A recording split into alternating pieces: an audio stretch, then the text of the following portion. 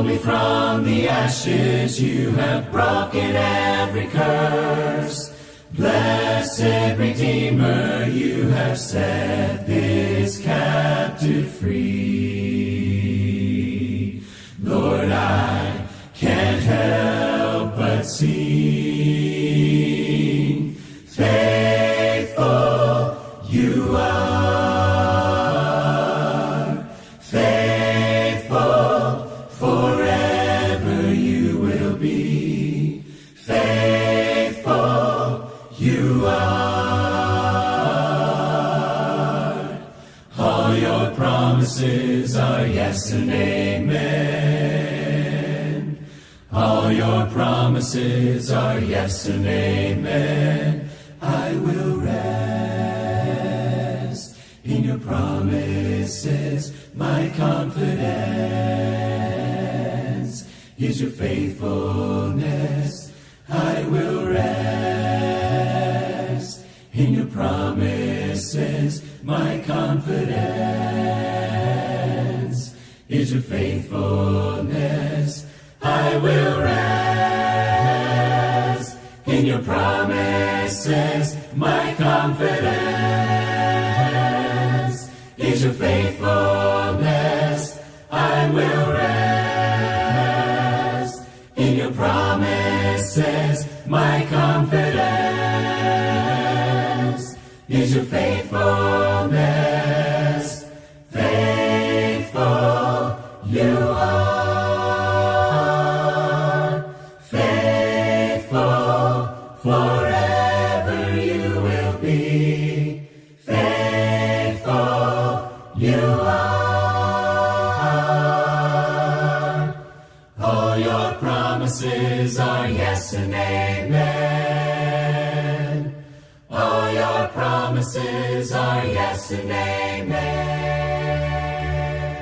Who am I that the highest King would welcome me? I was lost, but he brought me in. Oh, his love for me. Oh, his love for me. Who the Son sets free, oh, is free indeed. I'm a child of God. Yes, I am. Free at last he has ransomed me. His grace runs deep. While I was a slave to sin, Jesus died for me. Yes, he died for me. Who the Son sets free, oh, is free indeed. I'm a child of God. Yes, I am. In my Father's house, there's a place for me. I'm a child of God. Yes, I am. I am chosen, not forsaken. I am who you say I am. You are for me, not against me. I am who you say I am. I am chosen, not forsaken. I am who you say I am. You are for me, not against me. I am who you say I am. Oh, I am who you say I am. Who the Son sets free, oh, is free indeed. I'm a child of God. Yes, I am. In my Father's house, there's a place for me. I'm a child of God. Yes, I am. In my Father's house, there's a place for me. I'm a child of God. Yes, I am.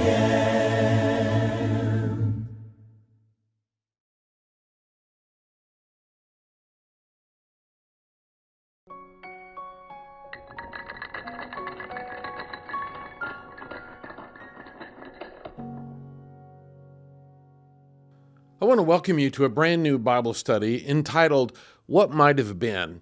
And I invite you to open your Bibles to Genesis chapter 41.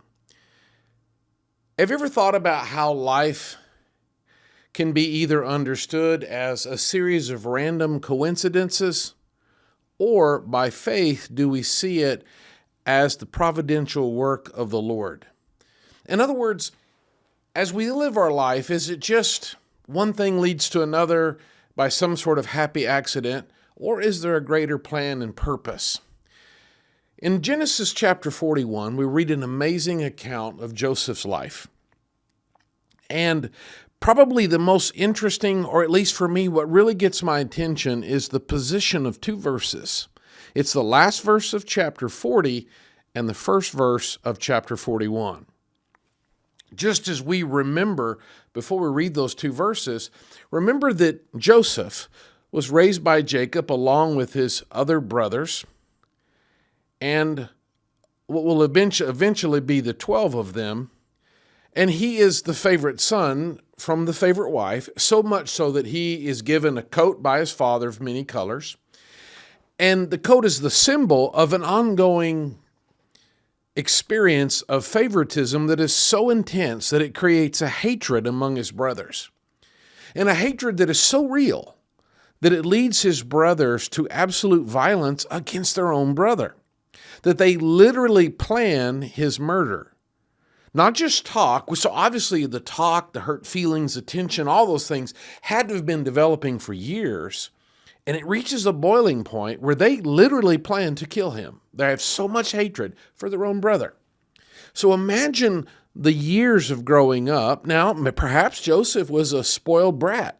That sometimes happens when kids are the favorite and they get everything they want. And maybe all that's true, but still imagine the tension around the family table as the brothers take offense at the various things said and done and how he's treated and the differential treatment, all of that. And so the growing up couldn't have been just great for anyone involved in the family with that kind of tension that would finally culminate to a premeditated or planned murder. Now, at the last minute, Reuben steps in, the oldest, and convinces his brothers not to kill him, so they throw him into a hole. And then an Egyptian caravan happens to be coming along. What a lucky coincidence. Happens to be coming along so that the brothers suggest, you know what, let's just sell him into slavery. And so they do. Later, when you read Joseph's account, later as we read in this account where the brothers are talking to each other and living with the guilt, they talk about, we remember so vividly and clearly how his soul was in distress as he pleaded with us not to do this. So there's so much darkness, there's so much hardened heart that they sell him into slavery, literally knowing what that's going to mean. And then off Joseph goes after begging for his life, is carried off by the caravan to Egypt, for them never to be seen again. Joseph is drugged to Egypt. That would have not been a pleasant experience. They would have not been giving him caviar in first class, right? It would have been a horrible journey for him. And then the incredible, unimaginable humiliation of standing before a crowd and being sold into slavery. And it just so happens that a man named Potiphar ends up buying him, and he becomes a slave in Potiphar's house. And that goes pretty well. Our Genesis account tells us that the Lord was with him and favored him, and he did well, and he ends up being trusted by Potiphar, and he runs the house, runs the household, seems to lead the rest of the slaves. It's going reasonably well, considering, for Joseph. But unfortunately, Potiphar's wife begins to fancy Joseph and makes a play at him. And Joseph says, I can't do this. I can't sin against God. I can't sin against my master. He won't do this. So he flees a situation which in her humiliation or embarrassment, Potiphar's wife then screams and makes a false accusation about how he attacked her and all of that. And so Potiphar gets home and he's outraged and he throws Joseph into prison. So Joseph might have been the favorite son early on, but then his brothers hate him and then they're going to kill him. And then by just coincidence, there's a caravan that travels along and they choose to sell him into slavery, and then he just happens to be bought by a guy named Potiphar, who has a unstable marriage or has such a dishonorable wife that she would try to take advantage of a slave. And then when that doesn't go her way, that she would lie about him and make such a terrible accusation and be so heartless as to see Joseph thrown into prison completely innocent. So that now Joseph's in prison.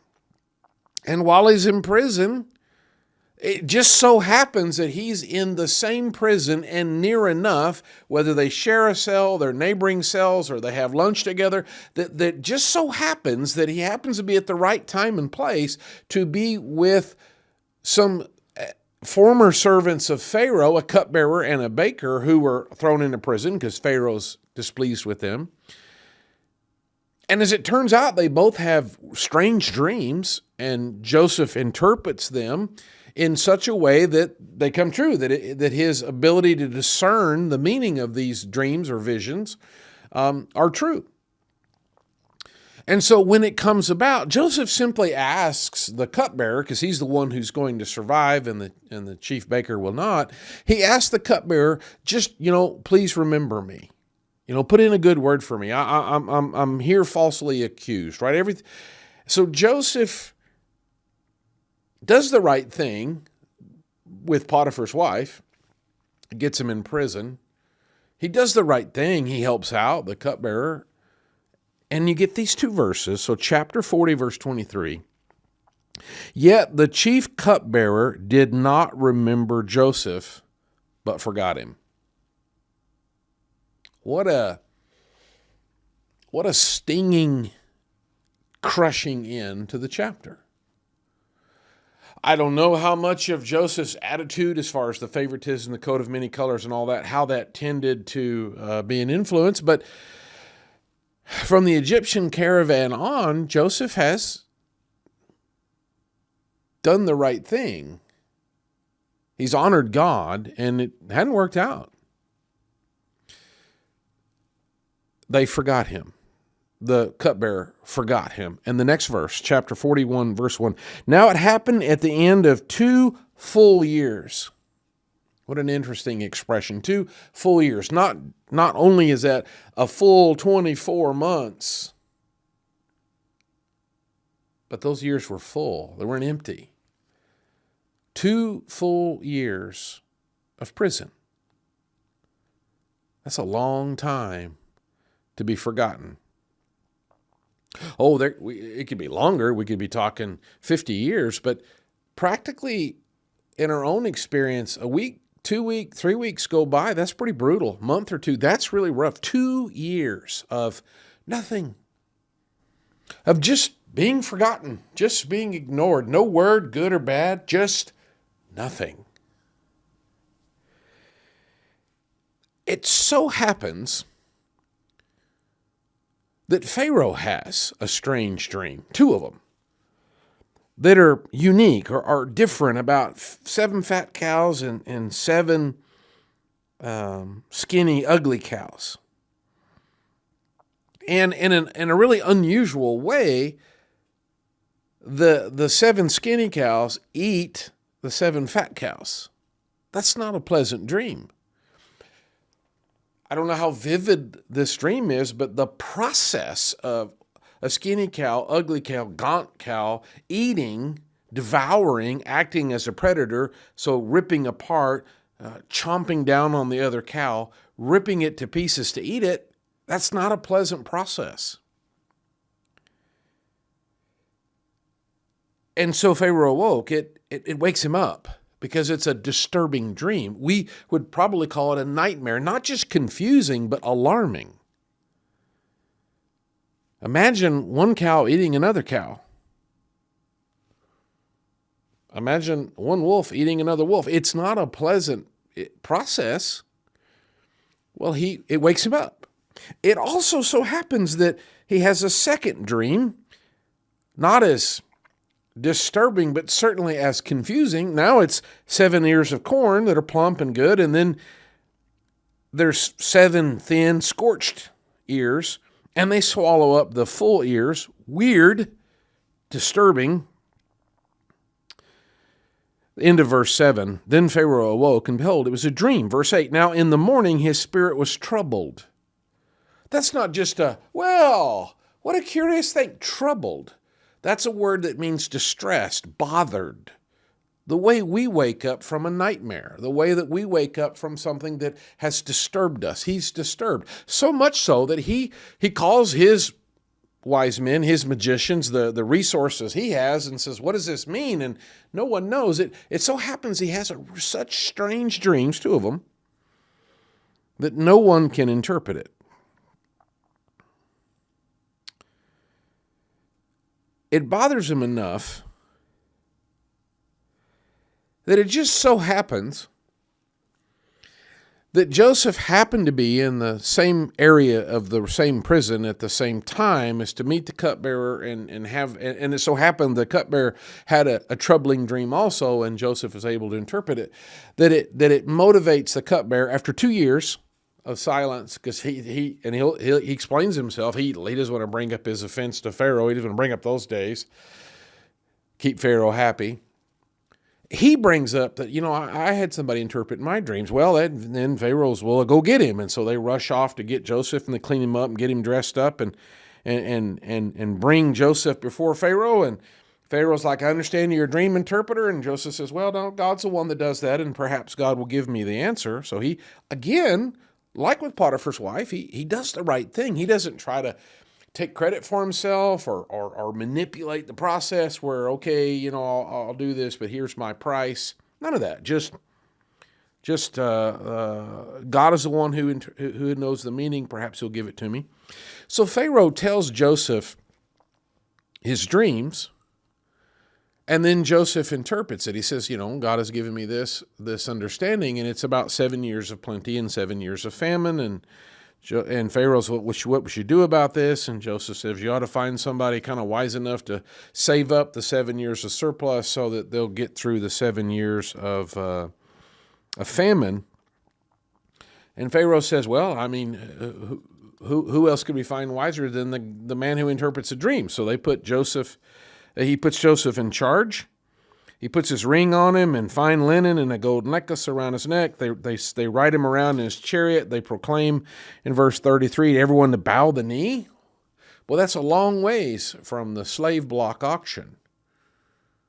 A long ways from the caravan going to Egypt that hauled him off from his treacherous brothers.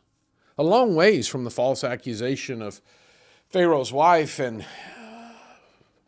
falsely being imprisoned for a crime that he did not commit. It just rings that they forgot him.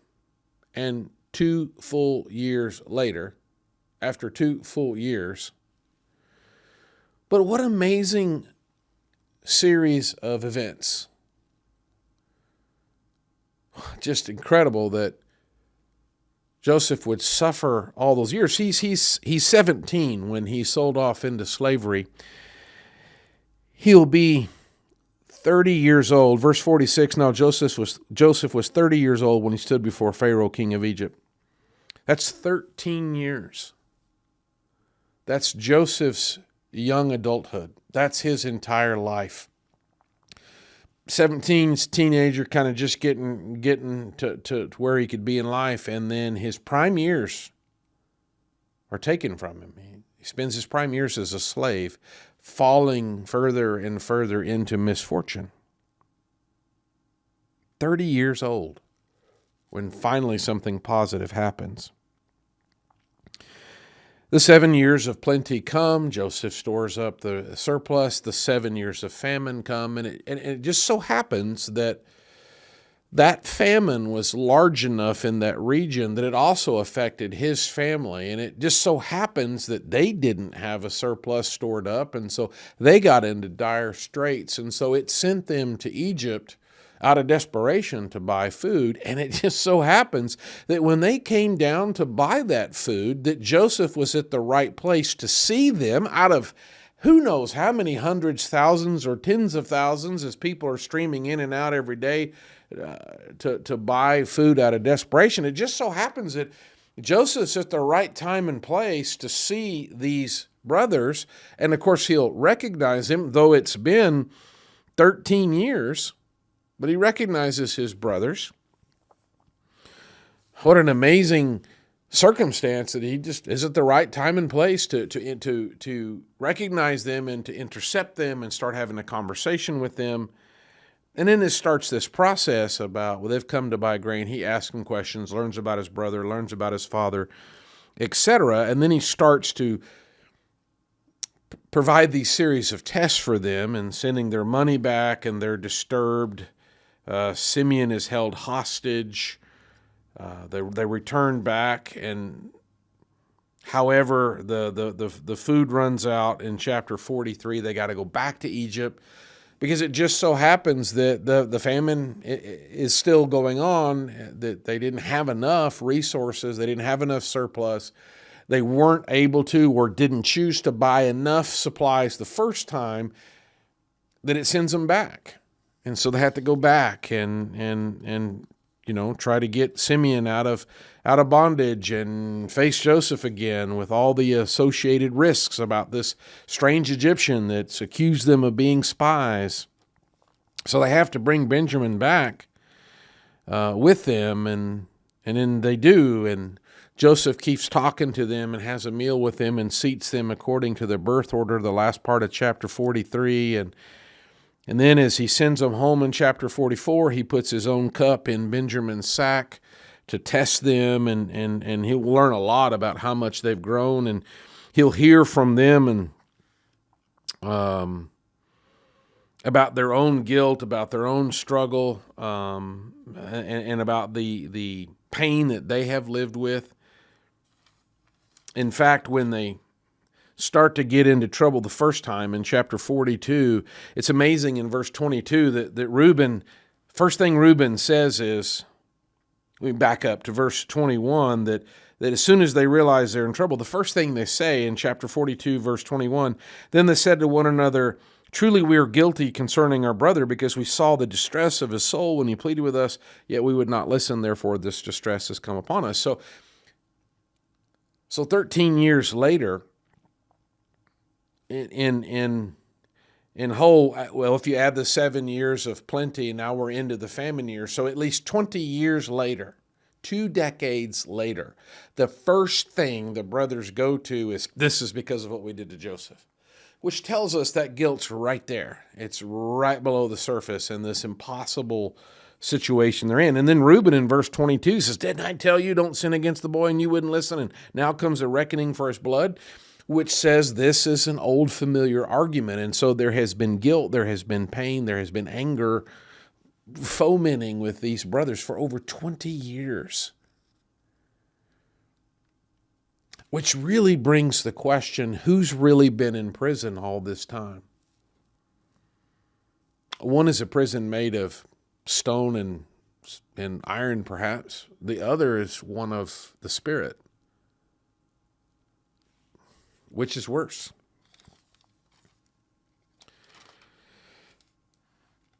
After going back to chapter 44, and they have to go back, and so they go back, and then when you get to chapter 45, Joseph is going to reveal himself to his brothers.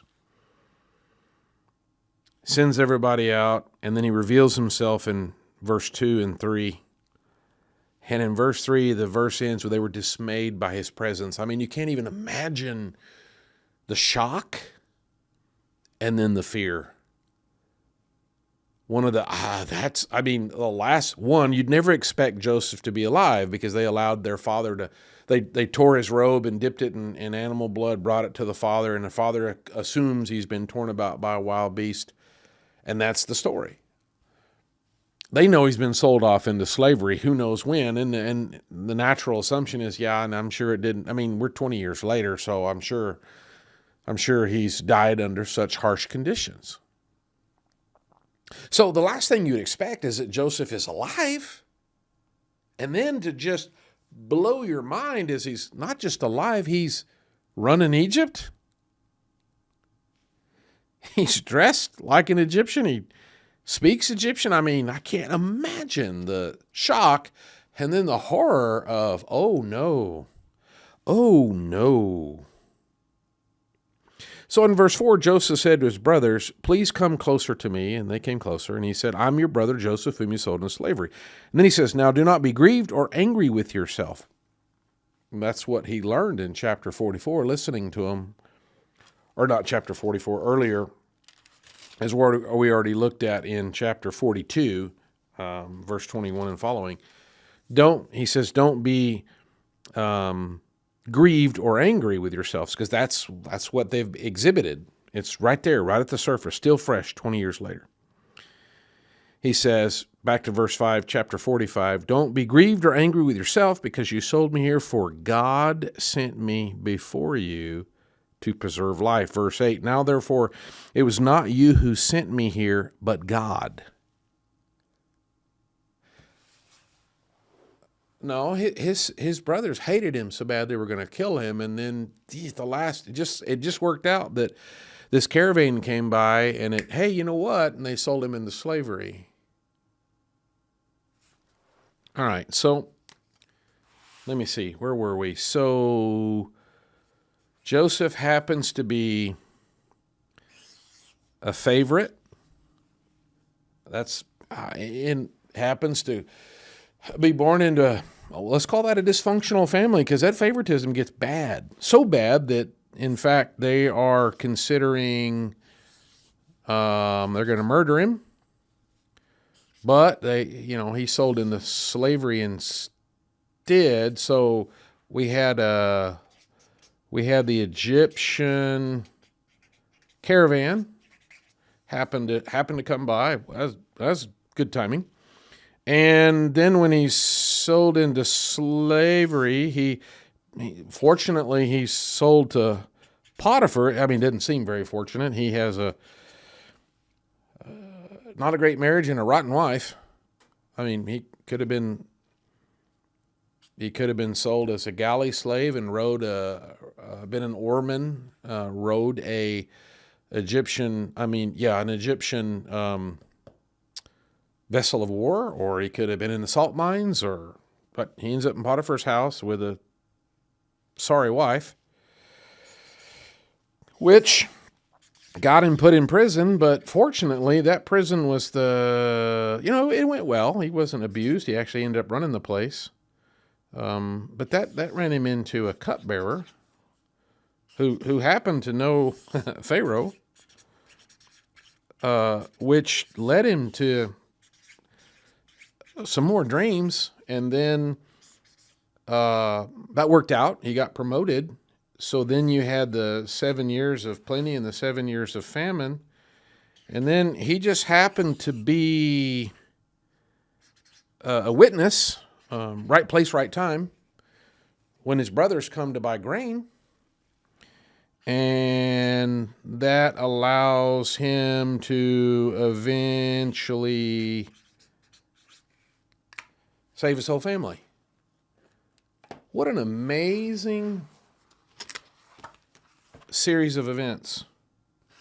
So he was the favorite, and they were going to murder him, but he was sold off into slavery into an Egyptian caravan, ends up being bought by Potiphar, who throws him in prison, where he meets the cupbearer, who knows the Pharaoh, who has dreams where there's 7 years of plenty and 7 years of famine, and then he happens to be there when his brothers come into town, and he ends up saving them. What an amazing series of events. When you connect the dots, that's pretty incredible. That's pretty incredible. Flip over to Genesis chapter 50. There's a lot to learn from this. One is, if Joseph's had not had the attitude of faith and trusting God, he had lots of opportunities to be sour and negative and cynical and turn his back on God and to conclude, hey, you know what? God doesn't care about me, so I don't care about him. He had lots of opportunities. But he kept trusting God, even though the cupbearer forgot him. And after 2 full years of being forgotten, he was forgotten for over 13 years. In fact, it would be over 20 before any of this would make any sense. In this case, we're able to connect the dots because the scripture gives us God's view, what God's up to, God's plan. In our lives, we just have the circles. We don't necessarily have the arrows. Does it go this way, or does it go that way, or is there a flow? It's hard to make a flow chart in our own life. In Genesis chapter 50, Joseph's father dies and his brothers go back to kind of their old fear about, oh no, what now that dad's gone, boy, Joseph's going to get us. And so they tell Joseph, and whether this is actually true or whether they're making it up, could be argued either way, I guess, but this is what they tell him in verse 16. They send a message to Joseph, saying, your father charged before he died, saying, thus you shall say to Joseph, please forgive, I beg you, the transgression of your brothers and their sin, for they did you wrong. That's right. There's nothing positive about these actions. How is wanting to kill him, that's not good. That's sin. Selling him into slavery, that's not good. That's sin. And on and on. So they did you wrong, sure did. And now please forgive the transgression of the servants of the God of your father. Joseph, he's got him in the palm of his hand. However, Joseph wept when they spoke to him. Then his brothers also came and fell down before him and said, behold, we are servants. But Joseph said to them, do not be afraid, for am I in God's place? Who? Is this just pretty amazing that these circumstances just happen to happen? Or is this God's plan for Joseph's life? As chaotic and out of control and difficult this would have been for Joseph? Am I in God's place? As for you, you meant evil against me, right? But God meant it for good in order to bring about this present result to preserve many people alive. Many people alive. You meant it for evil, that's true, but God meant it for good. I'm really looking forward to our study together in what is for me a kind of a captivating, kind of a haunting thought about what might have been. Because whether you think about it in terms of dots being connected, or it's like all the dominoes, and they're all lined up, and when one falls, then they all fall.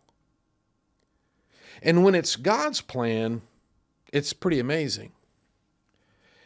But turn to Genesis chapter 4, and we'll just sort of set this up, and then you'll kind of see what the study is going to be. Genesis chapter 4.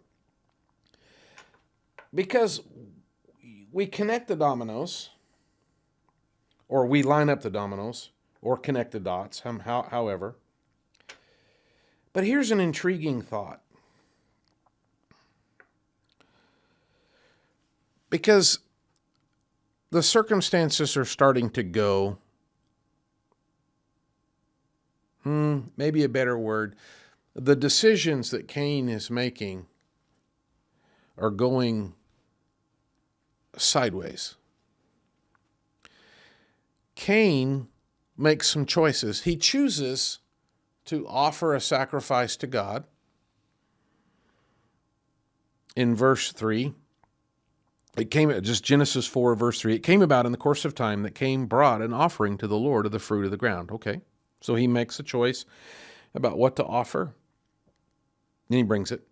Abel, on his part, also brought the firstlings of his flock and of their fat portions. And the Lord had regard for Abel and for his offering, but for Cain and for his offering, he had no regard. And we're going to get to explore some of that. So Cain chooses to offer this sacrifice. It doesn't go well. Okay. He has another choice. So Cain became very angry, and his countenance fell. He wasn't sad that he had disappointed God. He wasn't disappointed that he hadn't pleased God. He wasn't afraid that he hadn't pleased God. He was angry. That's an interesting response. So he chooses to be angry. The Lord said to Cain, "Why are you angry, and why is your countenance fallen? If you do well, will not your countenance be lifted up? And if you do not do well, sin is crouching at the door, and its desire is for you, but you must master it." Okay, Cain, you got a choice to make. Well, Cain chose, in verse 8, to tell Abel his brother. I wonder what that conversation was like. What did he tell Cain? And then it came about when they were in the field that Cain rose up against Abel his brother and killed him. It's another choice, a tragic one, but that's a choice. The Lord said to Cain, "Where is Abel your brother?" Cain has a choice to make about how to answer that. He could say, "I have sinned." What he said is, "I don't know." A lie. Am I my brother's keeper? A cynical, callous response. That's a choice. God replies, "What have you done? The voice of your brother's blood is crying to me from the ground. Now you are cursed from the ground, which has opened its mouth to receive your brother's blood from your hand. When you cultivate, no longer yield its strength to you," etc. Verse 13, Cain makes another choice. Where's the, "I'm devastated. I can't believe I did that. Is there any way back? Can you forgive me? How do I fix this?" His choice? "My punishment is too great to bear. You have driven me this day from the face of the ground, and from your face I will be hidden, and I'll be a vagrant," etc. He chooses to be a victim? "Oh, this is just too hard." Well, it's not like God's going to kill him like Cain did his brother. So there's a series of choices. One leads to the next, leads to the next. So when God leads our life, these series of circumstances, the dots are connected, that God is working to his will and purpose. Joseph kept making choices to trust God, to do the right thing. So Cain has a series of choices that he makes all along the way, and it ends in disaster. It ends in total collapse. But what might have been if Cain had made one different choice? If he had chosen a different sacrifice? If he had chosen to seek God's favor rather than get mad about it? If he had chosen to do well, like the Lord warned him? If he had chosen a different conversation with his brother, certainly if he had chosen a different action, if just one thing could have been different. And sometimes the gap's not enough. Sometimes if it would have been this choice, it could have been different. And so there's some intriguing examples, some positive about connecting the dots, but others about the disaster that comes. But what if they'd made a different choice? What if Cain had made a different choice? Could Judas have been a powerful apostle with an amazing testimony of the grace of Christ if he had made a different choice? What about King Saul, who starts so well and it ends so badly? What if he'd have made a different choice? And so from these examples, several that we'll be looking at, we'll be asking the question, what might have been? And perhaps then we can be encouraged in our own life. It's not about us fixing things. It's not about us being smart enough. It's just if we could just make the right choice. In Joseph's life, he chose not to give in to Potiphar's wife. There was a choice there, a tempting one, no doubt. And that was the choice that led him to the next step in what God was doing. But had he chose differently, if he had not been a responsible servant to Potiphar, if he had given in to Potiphar's wife, if he had been cynical or negative in prison, if he had not cared about the cupbearer, he had choices to make along the way. That God is working to connect the dots, but by one choice, there's a blank. But one choice can make all the difference. What might have been? I hope that we learn and are encouraged by the examples that we have from our fellow followers over the years as we look together in the Scriptures. And I look forward to that study together.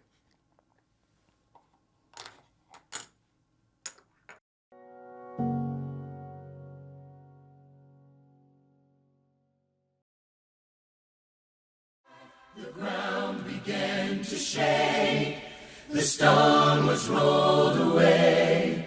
His perfect love could not be overcome. Now death, where is your sting? Our resurrected King has rendered you defeated. Forever He is glorified. Forever He is lifted high. Forever He is risen. He is alive. He is alive.